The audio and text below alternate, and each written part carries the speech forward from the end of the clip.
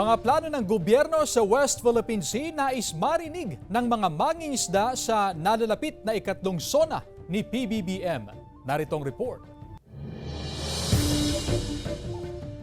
Maagang pumalaot ang grupo ng mangingisdang ito sa Barangay Cato, Infanta, Pangasinan.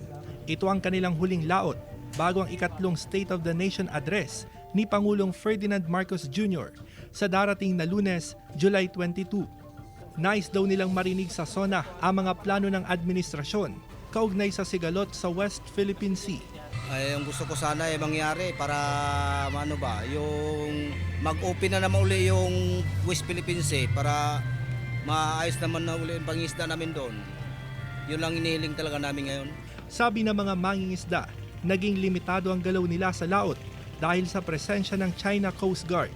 Hindi na raw sila nakakarating sa Scarborough Shoal sa takot na maitaboy ng mga Chino. Hindi na po malaya, hindi katulad po noon na pag nakapunta kami ng Kalburo, inaabol na po kami, pinapaalis po kami. Sa kanila na po daw yung Kalburo. Hindi na daw tayo pwede mga Pilipino doon. Umaabot sa 4 na toneladang isda ang karaniwang huli ng mga mangingisda sa loob ng 3 araw na pagpalaot.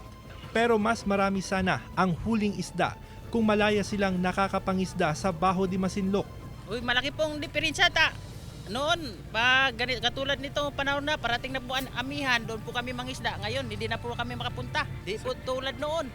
Samantala, tiniyak naman ng Philippine Coast Guard Infanta Substation na nakaantabay sila sa anumang sitwasyon doon. Nakatutok din daw ang PCG sa anumang magiging hakbang ng pamahalaan. Kasama si Henry Domencil, Russell Simorio, One North Central Luzon.